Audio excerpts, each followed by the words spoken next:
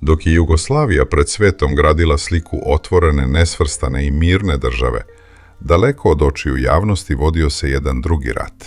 Rat u senkama. Rat protiv ljudi koje je država nazivala neprijateljima. Bio je to sukob bez fronta i jasnih pravila. Borba u kojoj su se koristili skriveni resursi i u kojoj zakoni stranih suverenih zemalja nisu predstavljali prepreku za akciju. U samom srcu ove nemilosrdne borbe nalazila se Uprava državne bezbednosti, u istoriji zapamćena pod akronimom UDBA. Kasnije, kroz administrativne i ustavne reforme, ova organizacija je formalno redefinisana kao služba državne bezbednosti, ali je njena osnovna suština ostala nepromenjena. Ona je predstavljala najmoćnije oružje državnog i partijskog vrha, stvoreno sa jednim osnovnim zadatkom – očuvanjem ustavnog poretka, stabilnosti i teritorijalnog integriteta Socijalističke federacije. Služba je funkcionisala kao visoko centralizovan i disciplinovan aparat, čije su zone operativnog delovanja prelazile granice matične države. Njen zadatak bio je da štiti državu, prati protivnike režima, kontroliše informacije i nadgleda ljude koje je vlast smatrala pretnjom. Svako ko bi ozbiljnije preispitovao jednopartijski monopol ili organizovao politički otpor, brzo bi postao meta ovog moćnog bezbednosnog aparata, upisan u tajne registre i praćen na svakom koraku. Nakon Drugog svjetskog rata, uspostavljanje novog jednopartijskog režima nateralo je mnoge protivnike Jugoslavije da odu u inostranstvo. U Njemačku, Austriju, Francusku, Švedsku, Kanadu, Australiju i druge daleke zemlje. Ovi talasi odlaska oblikovali su izuzetno heterogenu emigraciju sa dubokim ideološkim, nacionalnim i političkim razlikama. Neki su bili klasični politički emigranti koji su težili demokratskim promjenama, pisci i intelektualci koji su kroz svoje radove želeli drugačije društveno uređenje. Drugi su bili otvoreni kritičari režima koji su pisali tekstove, držali javne govore i izdavali sopstvene novine kako bi animirali zapadno javno mnjenje. Međutim, među njima je bilo i onih povezanih sa ekstremnim i radikalnim organizacijama, često direktno oslonjenih na snage poražene u Drugom svjetskom ratu, koji su bili spremni na nasilne akcije, sabotaže i diverzije unutar granica federacije. Pored njih postojali su i obični ljudi, koji su samo javno govorili protiv sistema, tražeći osnovne građanske slobode. Jugoslovenski bezbednosni sistem često je svesno brisao granice između ovih različitih struja, posmatrajući svaku emigrantsku aktivnost van partijske kontrole kao direktnu i opasnu pretnju bezbednosti države. Atmosfera u Europi 70. i 80. godina prošlog veka bila je prožeta dubokim hladnoratovskim podelama, ali i specifičnim društvenim kontrastima. Na jednoj strani nalazili su brojni jugoslovenski ekonomski migranti, popularno zvani gastarbajteri, koji svakodnevno rade u zapadnoevropskim fabrikama, rudnicima i građevini, šaljući novac porodicama kući kako bi izgradili bolji život i obezbedili budućnost deci. Na drugoj strani, u senci tog teškog rada, postojao je paralelni, često zatvoreni svet emigrantskih klubova, skrivenih kafana, tajnih sastanaka, političkih govora i emigrantskih novina. Unutar tog sveta vladala je stalna, parališuća atmosfera sumnje i tihe paranoje.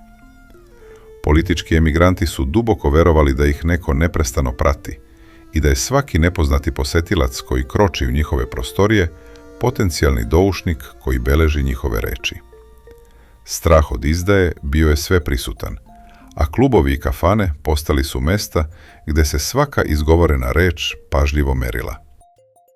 Ljudi su živjeli sa osjećajem da ih nevidljive oči prate, čak i kada su hiljadama kilometara daleko od domovine, svesni da se u njihovim najbližim krugovima može kriti agent koji redovno šalje izveštaje centrali u Beogradu. Metodi koji su se povezivali sa radom tajnih službi u inostranstvu bili su izuzetno razvijeni, pedantni i prilagođeni zapadnom demokratskom okruženju.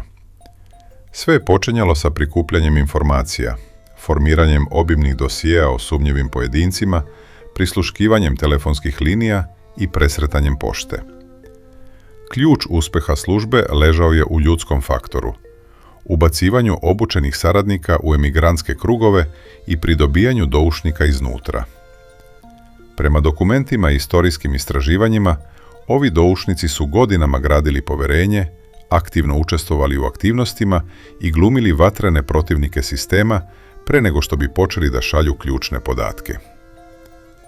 Pored direktnog nadzora, korišćen je i pritisak preko porodice u Jugoslaviji, pretnje, zastrašivanje, ucenjivanje, kao i kompromitovanje pojedinaca širenjem lažnih vesti o njihovoj navodnoj saradnji sa stranim službama kako bi se izazvali sukobi i raskoli unutar same emigracije. U najtežim slučajevima, kada su aktivnosti određenog emigranta prelazile prag tolerancije režima, dolazilo je i do fizičkog uklanjanja protivnika.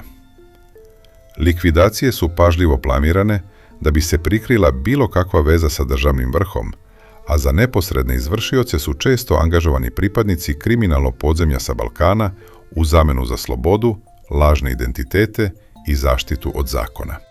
Ako volite ovakve dokumentarne priče o tajnim službama, istoriji i mračnim stranama države, zapratite kanal Ratne zveri. U kontekstu delovanja jugoslovenskih službi u inostranstvu, dva imena se u historiografiji i javnosti najčešće pominju kao simboli ovog teškog vremena. Prvi primjer je Bruno Bušić, istaknuti pisac, publicista i zagovornik hrvatske nezavisnosti, koji je trajno napustio Jugoslaviju 1975. godine. Bušić je nakon odlaska najduže boravio u Engleskoj, ali je intenzivno putovao širom evropskih zemalja, pišući i uređujući tekstove za uticajni emigrantski list Nova Hrvatska. Prema tvrdnjama istraživača i optužbama, bio je pod stalnom prismotrom agenata bezbednosti koji su pratili svaki njegov korak, a njegova aktivnost nasilno je prekinuta u Parizu 16. oktobra 1978. godine. U večernjim satima, tačnije u 23:20 minuta, u ulici Belleville na broju 57, Bušić je ubijen iz zasede. Pogođen je sa 2 od 5 ispaljenih metaka iz pištolja Astra kalibra 7,65 mm, a izvršilac je, prema svedočenjima i kasnijim istragama, bio povezan sa Jugoslovenskom službom državne bezbednosti. Njegova smrt pokazala je da politički emigranti mogu biti locirani i fizički uklonjeni hiljadama kilometara daleko od Jugoslavije, uprkos zaštiti stranih policija. Drugi slučaj, koji je decenijama kasnije dobio i zvaničan pravosudni epilog na tlu Evropske unije, jeste ubistvo Stjepana Đurekovića, bivšeg visoko pozicioniranog privrednika u naftnoj industriji koji je prebegao na zapad. Đureković je ubijen u julu 1983. godine u bavarskom gradu Wolfratshausenu u okviru tajne akcije koja je u istragama označena kodnim imenom Dunav. Njegovi posmrtni ostaci su 1999. godine preneseni i sahranjeni na zagrebačkom groblju Mirogoj. Nemačko pravosuđe je pokrenulo opsežnu istragu, što je 2005. godine dovelo do izdavanja Europskog naloga za hapšenje Josipa Perkovića, bivšeg visokog funkcionera Jugoslovenske službe bezbednosti, pod optužbom da je učestvovao u organizaciji ovog atentata. Pravosudni proces doživeo je svoj vrhunac u avgustu 2016. godine na sudu u Minhenu, gde su Josip Perković i Zdravko Mustać proglašeni krivim i osuđeni na kazne doživotnog zatvora zbog saučesništva u Đurekovićevom ubistvu. Ova istorijska presuda pružila je jasan pravni uvid u mehanizme delovanja državnog aparata van granica zemlje, otvarajući arhive i rekonstruišući mračnu stranu tajnih službi. Ove operacije u inostranstvu osvetljavaju duboki i fascinantni paradoks Jugoslavije. Spolja je ona bila znatno otvorenija i liberalnija od mnogih drugih socijalističkih zemalja tog vremena, posebno onih iza gvozdene zavese. Imala je gastarbajtere koji su slobodno putovali, crveni pasoš sa kojim se moglo bez viza ići i na istok i na zapad, kontakte sa inostranstvom i snažan imidž nesvrstane države koja promoviše mir, dijalog i globalnu saradnju. Strani turisti su nesmetano dolazili na Jadransku obalu, a zemlja je uživala ogroman ugled na međunarodnoj sceni.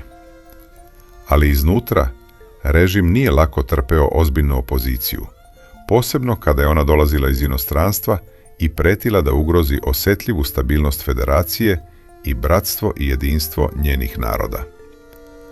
Kada bi kritika sistema poprimila organizovan oblik van njenih granica, jugoslovenska država je reagovala brzo, odlučno i nemilosrdno.